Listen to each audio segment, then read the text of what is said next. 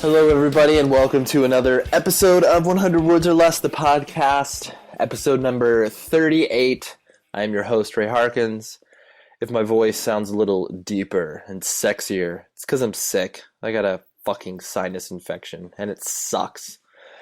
But that's what happens when you run around like a madman for the holidays, and just so much going on. But the train does not stop here on the show, and I want to make sure that I'm continually putting this stuff out because I have some unreasonable promise on myself that I need to continually release these shows.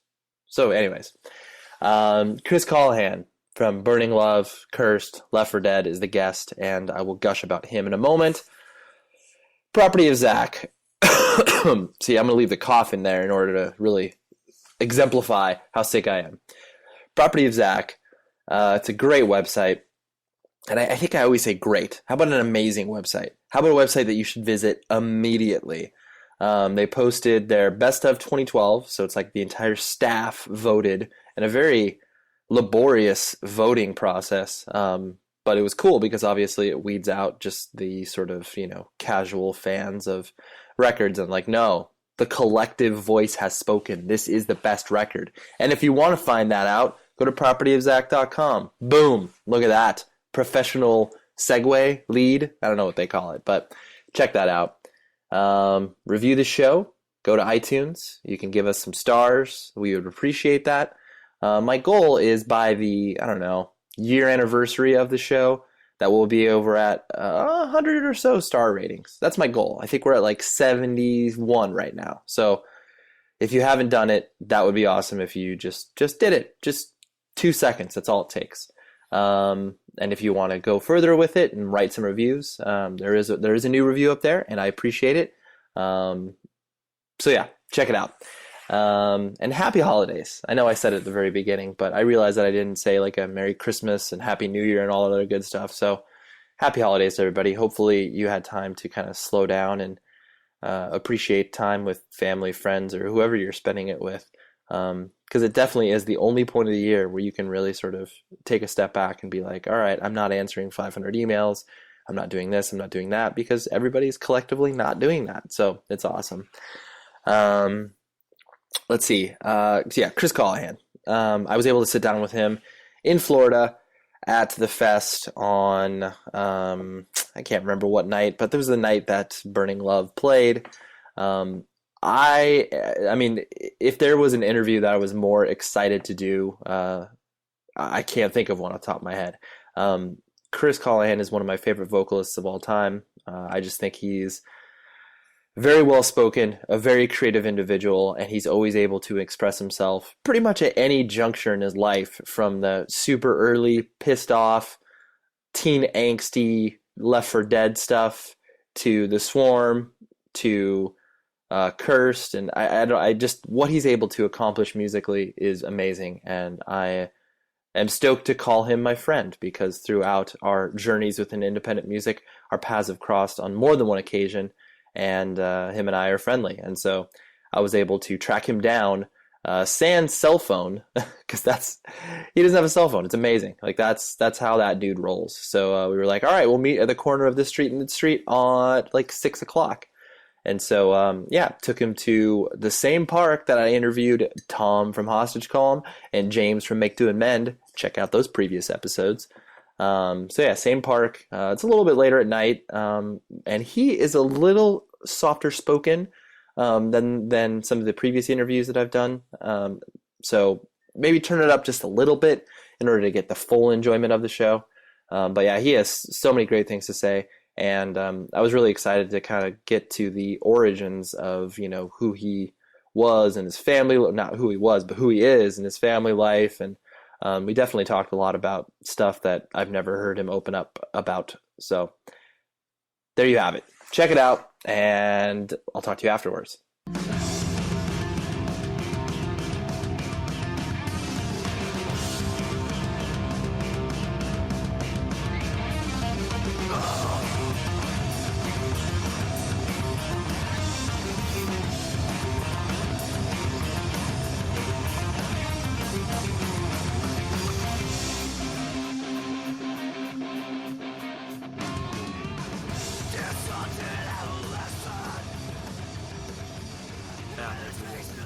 Yeah, exactly. I just plug it in, edit it. I mean, most of the conversations I don't edit anyways because it's obviously more fun when it's just kind of like, oh, I'm hanging out with you. It's a nice conversation. But yeah, I mean, I've like I was telling you, I've always wanted to do this with you because like, I mean, I've definitely affirmed my love for you over the years. But there are definitely like people who, regardless of what they're doing artistically, like I will always support, love, etc., etc. And you've always been one of those people. Like, thanks, man. You're welcome. Once I jumped into the Left 4 Dead game, and I was like, I mean, it was just it was something that's, I mean, because honestly, like I feel like I first heard Left 4 Dead when I was like maybe 17, and something about it, because I'm not like a pissed off dude, and it was like it awoke a side in me that I was like, there is such a legitimate reason to be angry. And it was like, I don't know, it was like, it scratched that itch that like I didn't really feel like was inside of me. And it was like, ever since that happened, I was just like, I love Chris Callahan, everything he does. And it's, no, it's true. I mean, I mean, and like from a genuine standpoint, not just like this, you know, total fanboydom, but it's like everything that you have done, from like, you know, whatever, interviews, any written word you've done, it's just always been like, whether or not I agree with every word that you say, whether it's like philosophically or... Why should you? Why should there be somebody who agree with everything they say? Totally. Yeah. But I had to get my fanboyness out of the way. Thanks, man. You're welcome. I'm not really walk around fucking punching people out. I don't know, some people get the impression of that. I know. But it's more like the things to be angry at, and that's a huge side of me. Yeah, are very legitimate. It doesn't mean that that's the only thing that's in your head or the only side of you that there is, but those things like we were just talking about. Right. And it's funny because it's a common conception, right? It's just like in the sense of however a person presents himself musically, artistically, it's like that's the corner that they're painted in. Yeah. Because it's easy. Yeah. I was hanging out last night with John Brandon when we played that show. Yeah. Roach, and someone said the same thing, like, he's fucking pissed. Like, we were just hanging out talking about life and shit. Right. His songs are pissed. Of course. I mean, you walk around like that from 1981 till right now. Every second, that's all he's thinking of is a smashing society all the time. Right, exactly. It's like there's nuances behind everybody's personality, and obviously, if you're just a one-note person, like clearly you wouldn't be able to exist in this world very easily. Well, music and art, period, they're therapeutic because you let the worst fucking possible ideas in your head like out. Yeah. Know, and to get some air, and you feel yourself saying them, and it makes you think them out. Right, you're exercising them. Totally. Yeah. And in hardcore especially, you see a lot of people take the idea of pissedness first, and then they go backwards to recreate it and make up a word to go with it in a face and a photograph, and that's like going kind of backwards from having a reason to like wanting to have a reason. Yeah, like I know that I should be angry on my third record still. Yeah.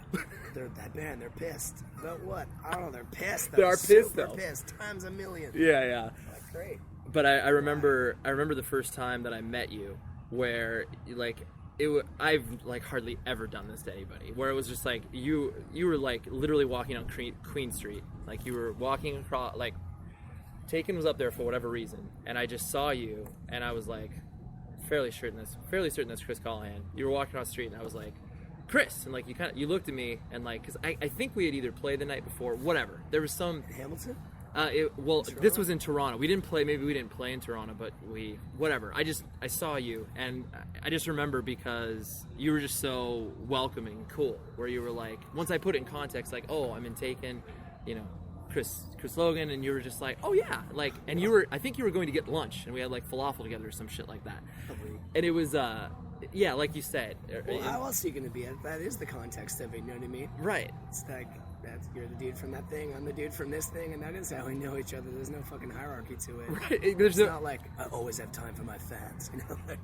Like yeah, dude. Of course, it just takes me a minute. Yeah. There's a lot of people, like I remember from especially festivals like this. Oh, and dude. You see people you've known for like up to 20 years in one place, and like I know when I see someone's face, I remember conversations. Right.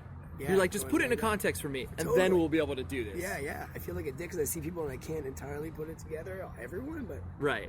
8 out of 10 of them I usually, everyone's in my head too. Right. Yeah, it's a give and take, man, you know? Totally. And so, yeah, so usually I start things off with just like the idea of, you know, where, like, born and raised. Were you always born and raised in this sort of southern Ontario area, or where did you, where'd you come up?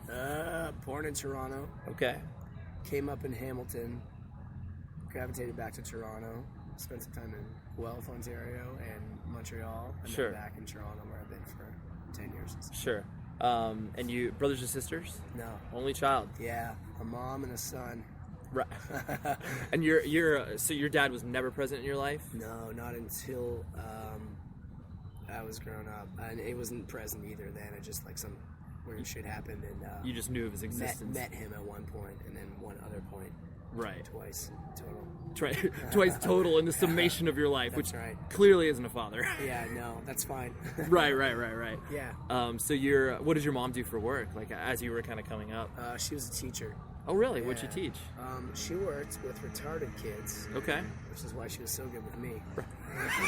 She was like, I know how to handle these. Yeah, like, come here, you little retard.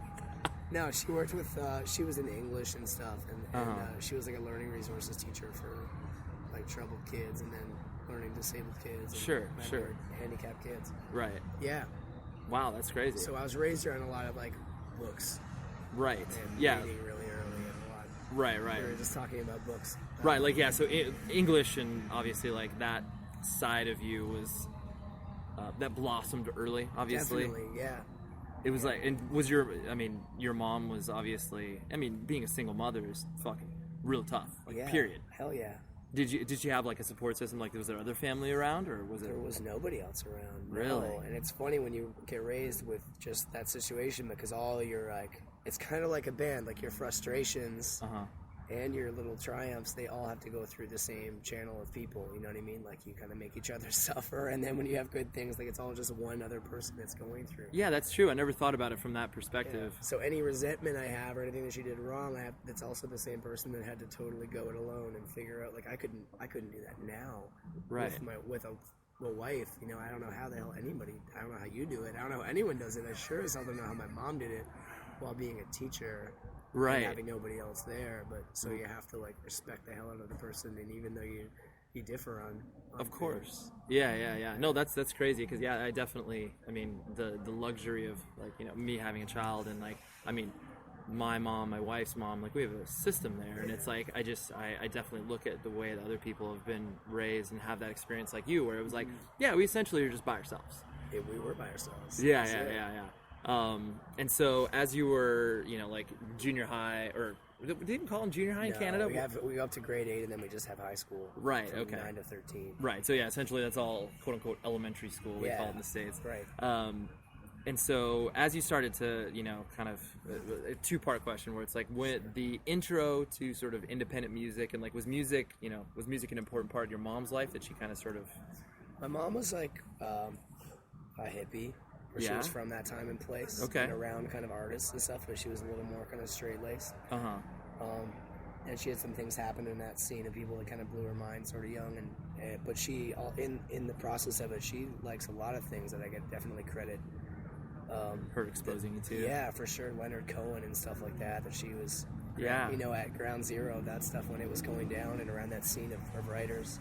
So was there, because it's funny because, I immediately always think of hippies and as a direct connection to America. So like your mom was in like the Toronto area and stuff like that. And there's like, I didn't really understand that there was a huge, like, or a hippie movement up there as well. Yeah, I don't really know what I mean by hippies. I don't mean like flowing gowns and right, no, yeah, stuff, right. More like, that sort of awakening, that writers cultural and awakening. Coffee houses and people, and my mom was beat poets and... Yeah, totally. She was around some good stuff.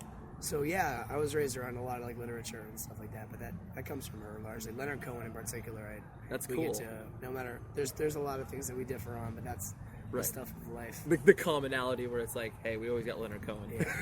But music, so I guess, by way of that. Right. There was certain things like the Beatles my mom grew up on that were always around the house, and I'm not a Beatles fan. Yeah. My poor bandmates are sick to death of this conversation. I got a long-winded over-justification of why I can't handle the Beatles. So, realistically, it's just, it's a personal preference. Like, people just attach something and whatever. The Beatles are like, they're considered untouchable, so anyone that voices their opinion... Oh, all right, if we're going to go there, let's go there. Yeah. That's exactly it. I think it's the Beatles. I'm not ever saying it's not good or whatever, but it's sort of like a default music brand. Of course. Deference. Right. And I don't agree with that kind of thing. I think there's a million bands that could have just as easily been Yep. them. Yep. I think they're representative of their times and their changing phases with the culture around them. And I think when people are really good at showmanship, they kind of know how to make it look like they're the vanguard of something when they're really the result.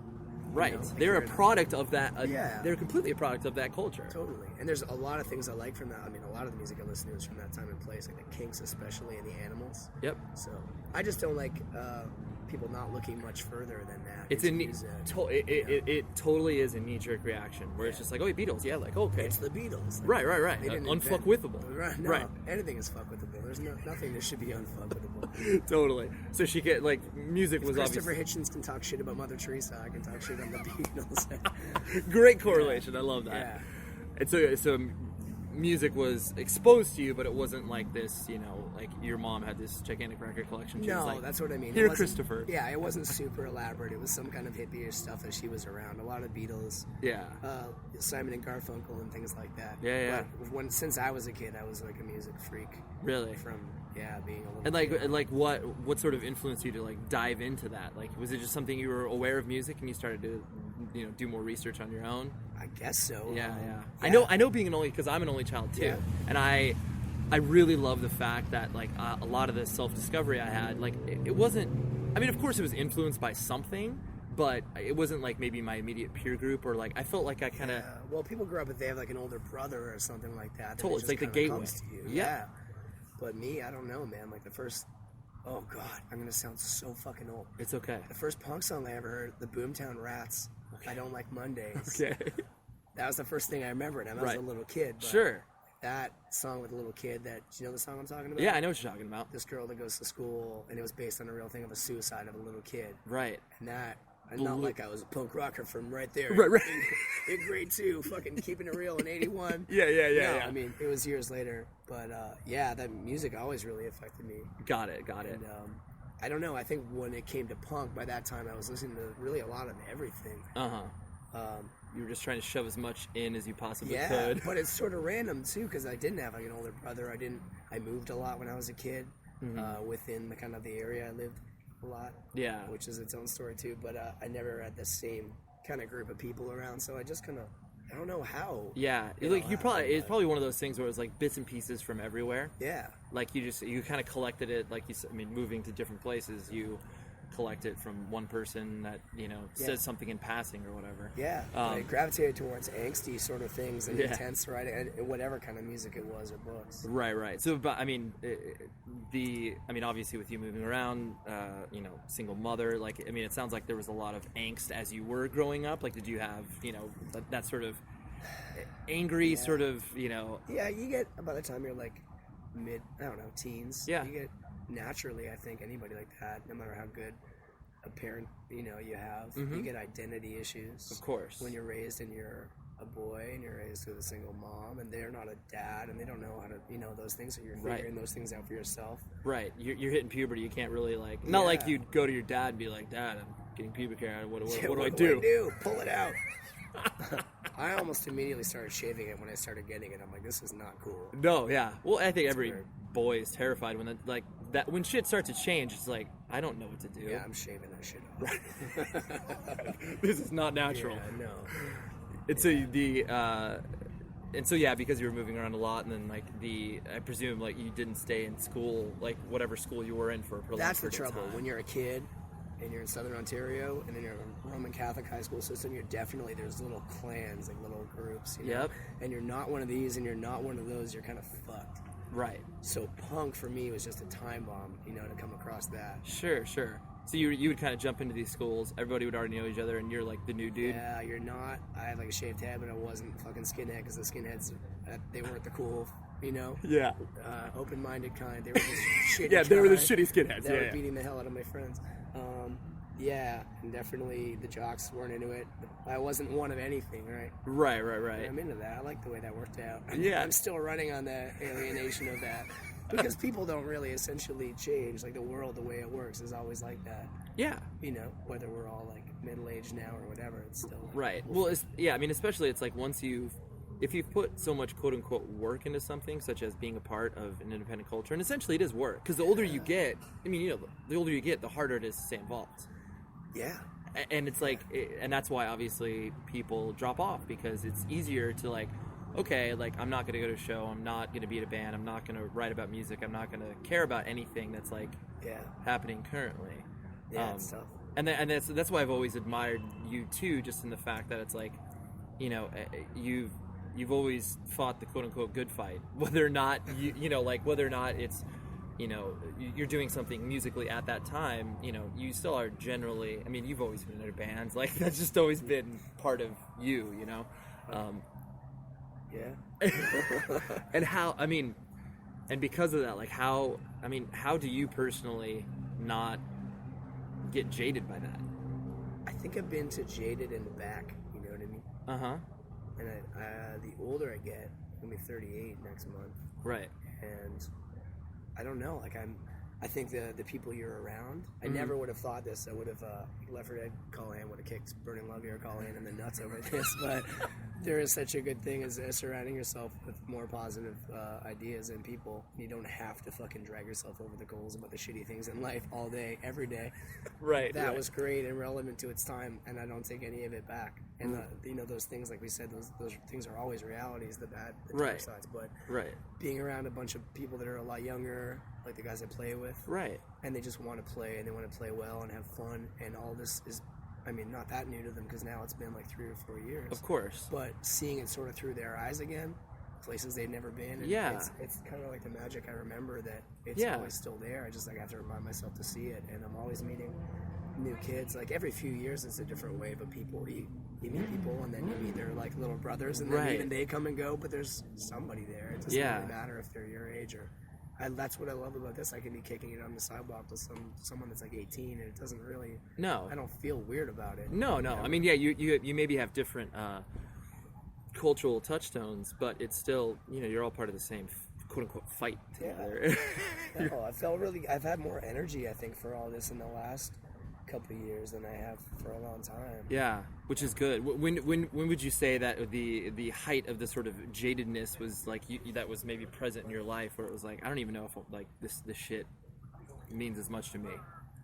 I don't know. In terms of hardcore, it's gone in a lot of times. Like even Left 4 Dead, the context of Left 4 Dead was not a big deal. Yeah. It was like 30 kids in a basement. Right. At the time. It's like some man playing in your town right now that there's 30 kids at, you know? Totally. That was it. It wasn't a phenomenon. Right. Nothing fucking was. It was just like another band. But that was already when all of our friends had kind of like all the hardcore kids and all those kind of straight edge kids. And moved on. Big words and big t-shirt designs. Yeah. Were like, no, we're actually bar jocks. Okay, cool. Okay, that's what you're doing. That's fine because you kind of already were. You know, it's just you're in a pack. Right. You're going to move with a pack. So that was like a learning experience just about how people work. Yeah. So I mean that was a function of being jaded. I think that in being jaded was incorporated into the music. Right. That was like the first wave where you saw where it was like, okay, this is a direct reaction of what I've experienced. For sure. Yeah. But in terms of the last bunch of years, I mean, when we started Burning Love, Curse was still going. Right. But I intentionally wanted. I mean, for me, really angry and jaded stuff is my security zone. You know. Yeah. And I wanted to, stepping outside of that, to me, means doing something less nihilistic. Yep. Or not less nihilistic, because, I mean, the anger is there. Right. Things I'm pissed at are still there, but being able to phrase it in a way that's more useful. Right. You can feel like you can express yourself more appropriately than you would, you know, when you're 18, 19 years old. Right. Like, I feel like it's a lot of work to go through and not have fun. You know, like we were just saying about being pissed and making a face. Like, I'm pissed because I'm pissed at certain things, and nothing is going to much change that except those things going away, which is not happening. Right. But in the meantime, while I'm here, I'm not going to stand up there and make some grouchy, angry, intense guy face, and that's not me either. Right. You know what I mean? Yeah. It's the idea that's angry.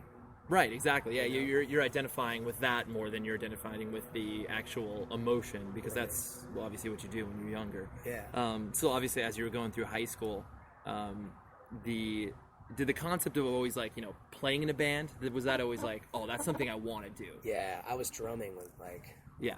So that was what you were first cutting your teeth with. Okay. Being a frustrated, drunk ass punker teenager too, just hammering on things was like came real easy to me. Yeah. And when did that in your life? When did drums kind of become? In high school, probably like grade 10. Okay. I mean, I was probably like 14 or so. Sure. Yeah. And what was the first, like, you picked that up just solely based on the fact that that looked the most appealing to you? Just hammering on shit. Yeah. Right. Yeah. Just I get to hit the shit out of this. Yeah. And was like, what was the actual first band that you may have played a show with? That like, oh man, I'm in danger of kids being like, "What's this all about?" And they must have been missing some great thing. No, it wasn't. No. Kids, please don't rush out. No, yeah, I know. It's not great. I was in a band called Basket Case. Oh, no big deal. Yeah. When I was in high school. What me and my straight friends. up punk? Yeah, kind of. With like, it was like 1992, so it sounded like your idea of like quote unquote heavy music at that time. Sure. I don't know, mixed with just punk. Sure. It wasn't. I don't think it was great, but you can see the seminal ideas and Right. frustrations. And I mean, usually I find a common experience amongst people who've played in bands is like usually their band name is atrocious, or like, you gotta have one of those. You have to. If you don't have that, like, and honestly, Basket Case, that isn't terrible. I mean, like, it wasn't. It was in the scene of like those shitty straight edge hardcore names of 1992. I'm like, we could be the band, the punkish sort of band that everyone does not really like, that Right. ends up on the show anyway. Right, we could be the odd band out. Yeah. We'll fill that spot. Yeah. Still doing that with me. Right. Yeah, we'll fit somewhere in between here and there. Dude, it's weird. Cursed played all those years. Yep. These just atrocious, like, metalcore, suburban, random shows. Right. With 4 texting kids maybe, like, walking out of the room. Right. The 4 kids that now go, I saw that band. You know? Dude, yeah. Like, Cursed is a thing of legend. Yeah. I own all their merch. Right. But we were playing those shows, and now Burning Love sounds nothing like that. We're playing every fucking weekend with like Nazem and Drop Dead and stuff, and it makes sense to all of us in the bands because we have a history and we understand it. But kids are usually like, "What's this band doing on this show?" Right. Yeah. So I guess I'm still keeping it real with odd band out shit, which is fine. Yeah, which is fine. That's what you like the most. Sure. And so you mentioned, like you were saying, you're a total drunk punker as you were going through high school. How was your mom reacting to kind of the way that you started to dive into music, and was it a lot of conflict? No, I mean, she was encouraging of me doing it. That's always. Cool. Yeah, I mean, she's really I was raised in a really religious household. Right. You might have heard 1,000 songs I wrote about it, or 1 million interviews yes. about it. Right. Perhaps I have some opinions about organized religion. Yeah. Maybe not. I don't know. But yeah, so we differ on a bunch of things, but she was definitely always supportive and wanted just to see me use my head. Even if we don't come to the same conclusions about things. We still butt heads about things, but still like that's your mom. Yeah, of course. She's yet to ever. I wish that sometime in all this time I could have had her come and see stuff. She probably couldn't. She's like not in great health, but and she couldn't handle being around that now. But I wish at some point in just once when their mom comes to see their band, because now it would be kind of cool, but now it's kind of too late. Right. Now it would be so much work, and could potentially traumatize her. She wouldn't be somewhere at like 1 a.m. in a club and people and loud. Yeah, we're not playing at 7:30. Like, no. So no, she was cool about it. That's good. I mean, the idea. I mean, because obviously it's like because you're going through so much as a teenager and a kid, and then the idea of once you introduce, like, hey, here's this completely foreign thing that you have no context for where this comes from. Mm-hmm. I'm going to go ahead and just dive right into this. Totally. Parents are usually terrified at that. Yeah. And so, I mean, I'm sure there was a lot of that went through your mom's. She did. I remember one time she came down to our basement where I had all my records, and someone from like a church or someone had told her I had the Sex Pistols record. Oh, okay. We had to have a talk, and she said, "Do you want to be the Antichrist?" Really? Yeah. Like someone told me. I was like, well, kinda. Wow, that's funny. That someone had ratted on you and said, like, or someone was like, I think your son may have some objectionable records. That's exactly like, yeah. That's incredible. So that always made it dig in a whole bunch deeper for sure. Like, wow, parents hate this. I'm on the right page. Right. You're like, I am doing something 100% I'm going to chase this down for the rest of my life. How about that? Yeah, that was it. And so, I presume in high school and that process, like, did you find anything redeeming about it? Like, did you play sports? Like, was that any? I was the other kind, man. I was the nerd that got beat up, chased through a field home. No, I didn't play sports. I didn't even take gym until I wasn't going to graduate if I didn't take grade 9 gym. And I'm like, all right, I guess I'll do this. Yeah. It wasn't so bad, it turned out. Yeah, it's not that bad. Yeah. And so you kind of just stuck to your crew, and hopefully you can kind of duck underneath the radar, and the dudes don't beat you up and all that type of stuff. Yeah, kinda. I had to move high schools. I was in a Catholic high school, and it was really screwed up. We ended up with a police station in our school. Oh my gosh! By the time I left, someone got attacked with a meat cleaver in the hallway. Like weird shit like that would happen, where like 200 people would somehow fight somebody. Oh my gosh! It's just mobbish. That's shit. weird. It's just crazy. I think it's because there was a lot of Southern Ontario and where I was, there's a lot of second generation immigrants to Canada from Europe, and there was a lot of interesting stories to it. There was like people from Bosnia and people from Serbia. Right. You know what I mean? So they were playing out their parents' wars. Yeah. After school. They know they're supposed to hate that culture. Yeah. Right. And Italian kids and Portuguese kids and like a lot of different things. You definitely got to be something, right? Right. On top of not really having one consistent friend group or being one demographic thing. Yeah. You've also got, culturally, like growing up, not really knowing my father's side. I didn't really give a shit, like racially, culturally. It doesn't mean anything to me either. Like it doesn't mean who I am. Yeah, you didn't identify with that. Totally. Right. Which is another reason that punk really hit me so hard. Like I am who I fucking want to be. Right. Yeah, it's obviously the music of punk and the message of punk has never bin like identify with your race and culture, right, and exclude everybody else. Totally. I mean, there was a very small portion of that was. Yeah. And so when did because I mean officially for all intent and purposes, like Left 4 Dead was kind of the first band you sort of toured with. I mean, I know never toured. I mean, it was the first one that really recorded and did all that stuff. Right. That's really where like hardcore wise where it up. And when did that like did you have any sense as you were going through like high school like what you sort of wanted to quote unquote do with the rest of your life? I would not have been able to tell you, but I never thought of anything about life like further ahead. But now looking back is the only way you can see like that is kind of what I've done with my life. Right. What do you know? Right. Did something with it, and this is it. Right. This worked out great. Yeah. Not that I'm not gonna die that soon. I don't think. Maybe I will. No, I think you're all right. Yeah. Our lifespans I think are growing longer. Yeah.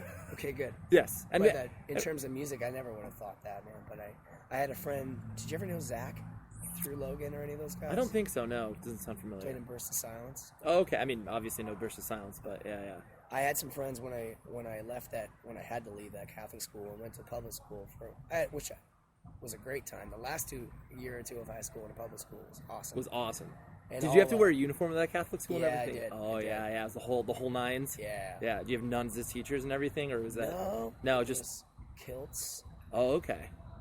God bless the Catholics is all I God bless the Catholics, yeah, yes. I take back every word I ever said about the Catholics. Someone that could make it so a bunch of teenage girls have to wear tiny skirts. Yeah. And they're express themselves, they make them even tinier. That, of course. Against regulations, that is right. That's when they they cinch up the waistbands. Totally. Of course, right. Fucking brilliant. Completely brilliant. Great marketing plan. Yeah, that's about the only part I enjoyed of all. Right, of course. But in public school, right. How old are you? I'm 32. Okay. So yeah.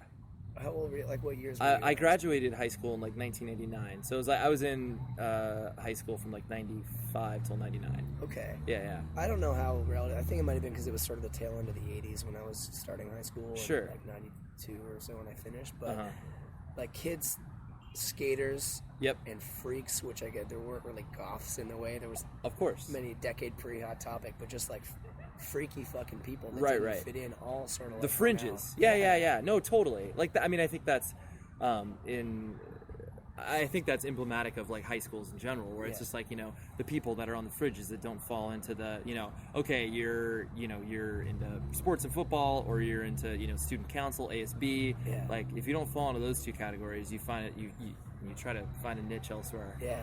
And that, I mean, it makes sense. But I think what's different probably from your experience is the fact that it was way more of a melting pot, whereas like I'm sure like the goth kids hang out with the goth kids now, and like the skaters hang out but whereas like it was kind of a mixed... we fell in with people, and because I skateboarded a lot, and my friends, they were definitely like more like the freaks, that went from like punk to gothy stuff to like everything, but that was the great time. That's when I met friends, like I was saying about my god kids, my best friend from high school. Right. You at that point you kind of felt like you'd fallen into more of a comfort zone there. And I had a couple friends from Catholic high school that I'd started playing music with, and we all liked some similar things. Got it. Rollins Band being one of the big ones at the time. Really? Yeah. Well, yeah. Early 90s. Like that's. I mean, I don't think anybody can ever forget the first time they see Rollins, playing. It was 92 Lollapalooza. I didn't see that. I didn't see. I just saw a picture of it. Yeah. But like, I saw them that summer though. Right, and just like him with his shirt off and fucking huge my tattoos. God. And you're just like, who's this guy? I need to know everything about him. There's a place called the Concert Hall, which is gone in Toronto. It's not there anymore. But Rollins band at COC. Okay. On the End of Silence when that came out in the summer of '92. And I'm not even trying to be like, I'm gonna get crowd surf, but I just ended up thrown up on stage during COC, and Pepper Keenan kicked me like with his foot, and I flew over. Christian was there, and Christian was like 3 or 4 people back, and he said I went like right over his head. That was really a run. That's amazing. That, and then Rollins band played, and then we hung out after, and somehow everyone cleared out, and there was no security, and I just walked back and downstairs, and I ended up meeting and it was cool because I talked to Rollins for like an hour, and that was like fanboyish for sure. But dude, Sim Kane and Chris Haskett and all the band, that was like, this is my shit. Yeah, you're like, sure. this is I have to be doing this. Yeah, because it was punk, but it was like jams. Oh, totally. And it was pissed, but smart enough, but animalistic enough at the right. same time. And it was somewhat accessible to a wider audience. Yeah, Sure. I mean, there's an aspect of that in retrospect, of course, that's a little bit cartoonish, so people don't always like to come so much out about it because it seems so man-oriented, but it's really, I don't know. I don't think it is. No. I agree. I mean, especially if you experience it in some way, shape, or form around that time. Like, it was so apparent. Like, looking back on anything, you can be like, oh, that's cheesy. Because that's... Yeah, but Rollins, too. Like, he's coming from an aspect of, like, art and underground art. Yep. And things that aren't macho. He was involved, with people, like, from Lydia Lunch to... Totally. Michael Gira. He was putting those things out on his label. Right. So he wasn't coming from this man thing. But that's, his expression of his anger came through that way, right? Yeah, that for dude's sure. a product of his family environment, too, like any of us. But. Totally, yeah. Because it's funny because it's like, hearing your experiences, obviously, like, being raised, like... So many people, I mean, and it sounds like you obviously are so close to your mom, like, you still care for her. And it's like, the immediate reaction for a lot of punk kids and like kids that get into punk and hardcore is just like, oh, fuck my parents. Like, and it's just so... it's more like fuck your society and fuck your tradition. Right. Your parents are the ones that raise you, whether you agree with them or not. Right, totally. It's like, it's not their fault. Like, they're doing the best that they can. Right, and there's parents that do fucking unforgivable things to their kids, but that wasn't my situation. I mean, parents grow up with the same ideas they get from their parents, so it's just a matter of, like, no offense, but I'm breaking the chain here. Of course, yeah. You're broadening the scope of understanding for your family. Yeah, totally. And so then when did as you were graduating high school, like, was there plans where it's like, I gotta go to university? Sort of. Okay. I totally forgot my rant about hardcore. You want me to go back to that? Yeah, of course. Sorry, my friend Zach. Yes. When I went to the public high school and all my friends, between skaters and I was in Matt from Beckman. Yep. We were in the same graduating class. Okay. So those guys, I kind of had met those dudes. And my friend Zach, especially because he dated my friend who was one of those freaky types, friend Naomi. Okay. So that's really how I met him, and he was like a straight edge guy. But he liked a lot of misfits and things like that. Right. But yeah, the first time, that is where I first actually connected and went to like a show, and where I first realized that records I was buying and listening to them. Because there was record stores, and I literally walked in and bought like the first 5 things that looked obnoxious and good to me. Right. And they were so across the board. There was like Crass, Minor Threat, just happened to be there. The Crucifix was on there. Right. So I was listening to lots of records like that. And then, whenever like, holy shit, that's like a thing that is accessible. Oh, so like you kind of, so you were aware that there was something like actually physically happening in an environment besides like just records being put out. Yeah. Oh, okay. That's... Whoa, that is here. Right. Even if it was like 15 people. Totally. You're like, this exists and it's down the street? Yeah. That's cool. It was like 2 seconds after I went to a show, and it's this old place, a redneck bar, which was like very much the town that we were from. Right. Chokehold. It might have even, I don't know if it was an earlier incarnation, but it was stuff like that. I just got fucking thrown over a table into a wall. You can't even call it moshing. I don't know what it was. It was just like... just throwing each other around. Yeah. And it was like, bam. That was like instant experience. This is what I want to be involved in from here on out. This is the right way for me to go. Right. And so did you, like you're saying with university, like was that a plan? Like, did you want to continue with it, like, continue with your schooling? Like, was there stuff that was interesting to you that you wanted to tackle from that perspective? or was it like? Well, you get churned out of a school system no matter who you are. Yep. And into like the idea of a really limited options. You know? True. Like pick one of these 4 things on the list, you know? Yeah, like yeah. You see something when you wrote when you're in grade 4 from an old, photo album and says, I'm going to be a fireman. Right. Yeah, so I decided I was going to totally fuck the system, dude, by going into advertising. Oh, really? And totally change it from within. I didn't. No, I didn't. I know. But I went. But that was the intention. That was it. I'm like, that's it. I'm gonna fuck with this because I loved a lot of Barbara Kruger and a lot of artists that like. Dude, subvert. incredible work. Yeah. Yeah, John Kreutz. What's his? John Hartsfield. So Sure. The guy did all the photo montage in the Nazi era. Yeah. Did, like the discharge dub and all that stuff. Right. That's right. I love the idea of that, but then I actually went to college for it right out of high school, and it took me just a few months to be like, no, this is like grinds you down with business bullshit. Yeah, and this by the is time not you get for out, me. Right. No, just like politics, maybe people start out thinking they're going to do something, but by the time it churns them out the other end, they're like mindless drone. Right, they've been polished over, so to speak. Where it's like, oh yes, here's this nice pretty stone. Yeah. It was a jagged rock before. Yeah, totally. Yeah. So I stopped and I just worked for a few years, and I was taking night courses. I was going to go into like social services, and I did some sociology and psychology, and while just working and figuring it out. Right. Yeah, because you've always struck me like, no matter what incarnation artistically you were involved in, you always struck me as a person that, that actually thought about the things that they put out and presented, as opposed to, more so like you said, Left 4 Dead was a reaction, and then obviously like, once you started to do, Swarm, Curse, and like those things were in Counts into Oblivion, like those were more, like calculated in the sense of like, you knew how you wanted to express yourself. Yeah. For sure.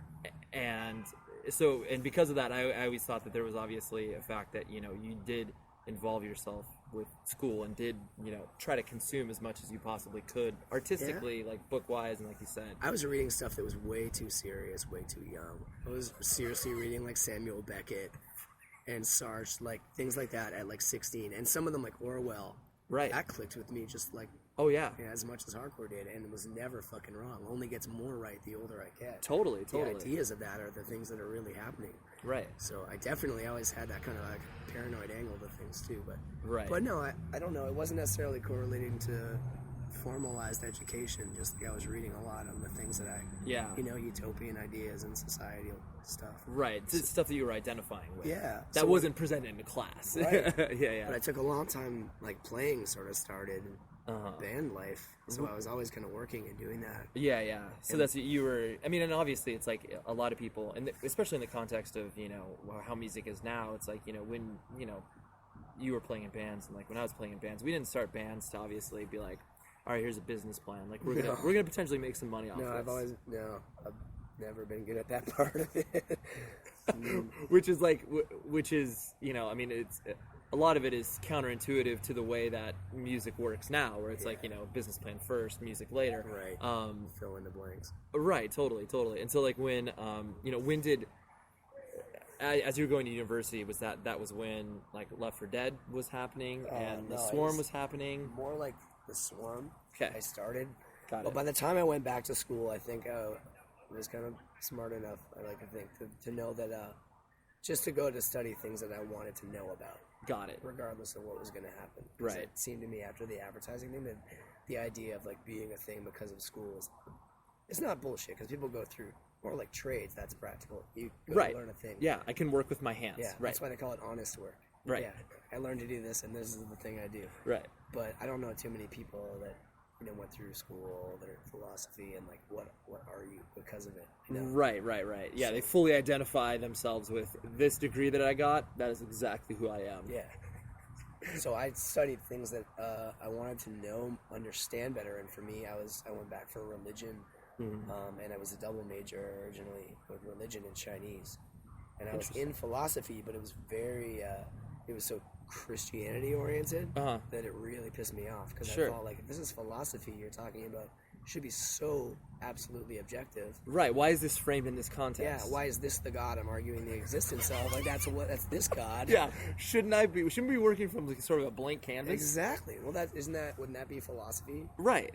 You arrive at your own conclusion through all of these other practices that are out there. Right. Yeah, that's funny because it's today in philosophy we'll figure out, these things about the Christian God. Like, that's cool, but that's one of a bunch of ideas in the world. Right. That's one path. Right. And I've always, because I've always identified myself, for lack of a better term, I call myself Christian, but I don't, organized religion, I have the same opinion of it. But the way that you've always approached, I'm trying to think of one of the most poignant writings, in my opinion, that you've done on the topic of religion. I want to say it was in the zine. There's that kid on the banks of the Tumid River or whatever. There was that old fanzine. Yeah, that sounds so familiar. Oh, dude, because you did. A really long interview in it, right? I think you had just like a page dedicated to your opinion. Halichuk's zine? I never knew the kid doing it, but it seemed like a really young kid, and he was just, I don't know, whatever. It's so crystal clear, and reading your dissection of just this is why I don't adhere to organized religion and why I don't believe these things. And it was funny because after I read it, I was just there's literally not one thing I disagree with. And the fact that you took religion and you wanted to take this, you took it seriously. That's it. I grew up in it. I want to understand what makes people do it. Right. And it's not, there's parts of a philosophy, of course, that are great. Yeah. If it was just as easily as a philosophy, live well and don't fuck people over, who's going to disagree with that in the whole world? That's pretty much all the religions agree on that. Right. But it goes from there to warring clans, and that's the entire the entirety of civilization, right? Totally. And I always because I said, a very typical response from the kid getting into punk and hardcore is fuck religion, but they don't have a leg to stand on of what that actually means besides crass lyrics or whatever. Right. And so the fact that you've rolled up your sleeves and done this sort of proverbial dirty work in your own head to be this is why I arrived at this conclusion. Yeah. And it's I feel like that, how you went about that, is just the way that most people should approach pretty much a lot of things in life. Thanks, man. If you're just flipping something off, it's sort of a cop out from really talking about it. Right. You don't have to be on the same pages. You can consider yourself Christian, and I can consider myself whatever, and what would be the difference if we were in different categories? So you still have to think about life. Right. You're still talking about absolutes that you can't really define, confirm or deny. Yep. By the same criteria. Right. That's why I'm always wondering whether I'm an atheist or actually agnostic. And then who cares? I just know that I can't say there isn't by the same way that I can't say there is. I'm just this person. I'm not in outer space. I'm in time and space. I'm limited to what I can see around me. Right. I'm limited by what I can touch, what I can feel. These are not abstracts. These are absolutes. It's more complicated than fuck religion. It's fuck bigotry, fuck religious wars, and that. Yeah. And fuck taking people's natural leanings towards whatever you want to call spirituality. Right. And being yes, you will be this and memorize this. And right. We'll toss you in line. Yeah. That's a fucking cop out from thinking about life too. Right. You know what I mean? Totally. I memorized this back and forth. So what? Right. That's a book that was written by somebody. Sure. And edited for, millennia to the convenience of different churches, and then edited again, and then cleaned up for its times, and then stuck in a hotel, and then stuck, Right. It's donated by the Gideons. Yeah. It's a neat story that if anyone, you have some spiritual intelligence, most people, they don't need to be on the same page as everyone else. Yeah. To talk about it. Exactly. Because neither of you fucking know. No. You can't know things that you can't know. Right. That's what's fun about it, I guess. Right, because that's why you can talk about it for hours and hours and never arrive to, the conclusion that will satisfy both parties. That's the beauty of fucking everything. You don't know. Yep. You may never. Nope. And in the meantime, so what? You're alive. Right. What is your life about? Right. Consume that. Yeah. Yeah. And so obviously with the huge body of work that you've created musically, the idea, and obviously it taking so many, still part of the aggressive music scene, but each one taking different forms, is there sort of a work or, a record or a song that, sort of defines, even if it's just of that time, that sort of, you look back on and you're like, I am fucking so glad that I was able to, that song? Do that, There's definitely individual songs that have influenced my life a bunch. The way somebody put something. Born Against, there's definitely things like that, because I was growing up and casting off the religious upbringing that was Sure. in my head, even while I was doing it. Like, it was still sort of half in there and half out. Yeah. But things like that song Eulogy by Born Against or Mary and Child, because of course I was raised around a lot of ideas about abortion, and Right. again, these are absolutes, moral things that no one has to have a great answer for. It's an unfortunate thing about life. It's not like people fucking go out and have awesome abortions because they're super into it. Like, Like, this is so great. yeah. So great. Yeah. But I was like kind of kicking that out of my head. But the way that some people write things really argumentatively, I owe a lot Yeah. to people like that, and Crass in particular, in terms of social things. Sure. There's a song Bloody Revolutions on Best Before. Sure. And it's about like, I guess anarchism becoming like a cliche and becoming an establishment. Sure. And then and the whole history of people taking over something and fighting against an idea and then becoming it and becoming a tyrant. Right. I think, yeah. Sure. So, hey, you dropped something there. Okay. Is there anything like within your own music that you've created, like everything that you've done yourself, that sort of has that same sort of lasting resonance with you, where it's just like With me? yeah, There was one Curse song that I always felt kind of proud of on the last record, and it's not, I don't even know if we ever played it live. Uh-huh. That song, Unnecessary Person. okay, It's just this like dirgy, slow Sure. kind of one. right, and it always struck me because I remember hearing the Curse One record and that song, like 1974. Obviously, there was a reason that song resonated with a lot of people, because not only was it musically great, but I just think you hit a nerve with a lot of people that what they deal with their families. Yeah. And it's such an important, like, I don't know why people are so abstract about the way that they sometimes speak within what they've experienced with their family.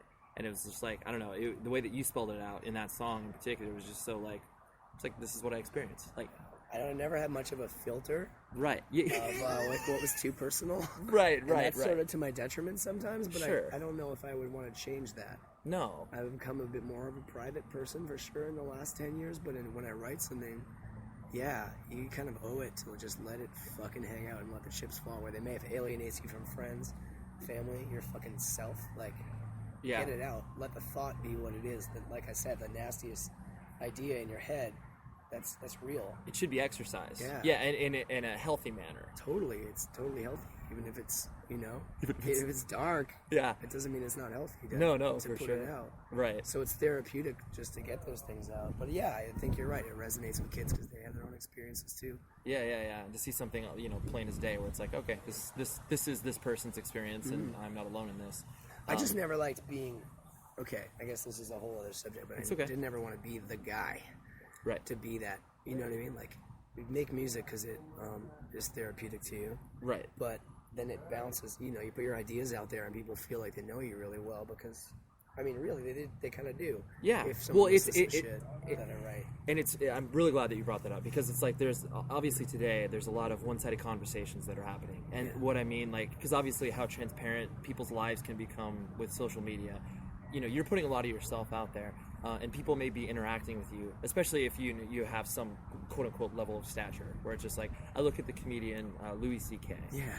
He's great. Totally, he's incredible, and like it's such his He voice. lets it hang out, even if it's nasty. Like, I think about his daughter is like whoa, Totally. it's so close to home, but he doesn't. I know, and it's That incredible, makes him great. and so many people, feel like they have a connection to him for obvious reasons, Right. and he puts so much of himself out there. It's just naked, like it's just it's Totally. exposed and Right. without being polished and Right. propped up. And then but like you were saying, to your point, where it's like, he never wants to be like that guy, where it's just like, people, like, so many people can come up to him and like have these intimate relationships with him, Right. and he doesn't even know who they are, Yeah. their name, anything. Totally. And so it's like, I understand that there's a level of like awkwardness to people coming up to you and like having in tears, like It's I happened. know, And you know what? It's awesome. Like, I don't know.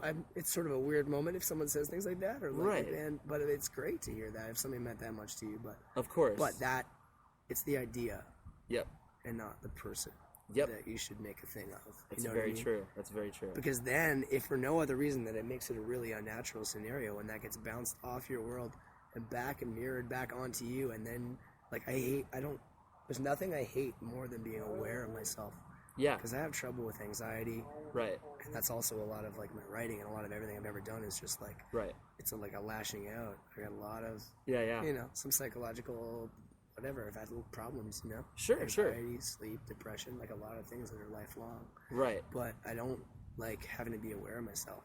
Yeah. And I don't like standing in a room and having a kid whisper like it's the guy from the thing. Like I just want to be in a room. Yeah. No, that's true. Yeah. You're Whether like, I it's want to be playing or comfortable in not. my own skin in this room because of, like that's just, it's a desire. But that's good about hardcore too, because it isn't. I mean, people.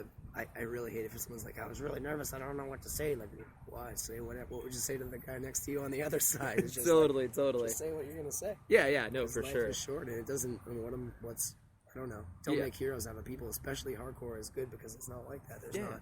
Theoretically, there is no hierarchy. Right. So It's if a there is level one- playing field. Right. Exactly. Yeah.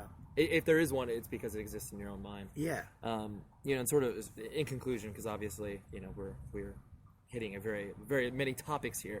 But the general idea of, like where, like you said, you're 38, where you're going forward in your life, like obviously there's a lot of things that I know that, you have a level of enthusiasm. You have a level of enthusiasm about all the shit that you're involved in right now. Like, I can, for knowing you as long as I have, and hearing the way that you talk about things, like in your own life, and like things are going like legitimately good. Yeah. And to be able to like still essentially be involved in the same shit that you were doing when you were 15 years old. That is some Peter Pan bullshit, man. Right. Yeah, Right. I sort of feel like I can't turn my back on it at this point in life. Like I'm just gonna do it all the way. Right. Or, I don't know. I'm not gonna say I'm gonna do it forever because you never know what the next. I don't plan ahead. Right. Never did. Right. But it's definitely awesome. Like to think back to summer of 1992 in a bowling alley in the basement of Hamilton, Ontario. Show called Slap of Reality. All these bands and things like Slugfest for sure. Right. And my shitty high school band. I would never have thought, now I'd still be doing that. Yeah. But it's pretty cool. And not even, I've got a lot of friends obviously that still play. It's not like the only one that still does this. Because there's a lot of people that do, but usually they're like musicians. Right. And I don't know if I'm a musician. You probably, no, because that hasn't been your sole source of income. No, I just work jobs. Like, Yeah. But yeah, it's insane. Yeah. Hey. How you doing? Are we gonna leave? Yeah, we're gonna leave right now, actually. Yeah. Yeah. Okay. Well, no, I think we've accomplished everything I wanted We to did good. here. This dude needs his... Yeah, he needs his bench. Well, thank you, Chris. I appreciate Man, it. thank you. Sweet, there you go. As you can probably discern from the way that the conversation ended, there was a homeless gentleman that was interested in taking our bench, and he was, I wouldn't say threatening per se, but he was interested in kicking us out. So I decided to end the interview. Anyways, check out propertyofzach.com. Drop the show a line, 100wordspodcast@gmail.com. And be safe until next week, and I will talk to you soon. Thanks, everybody.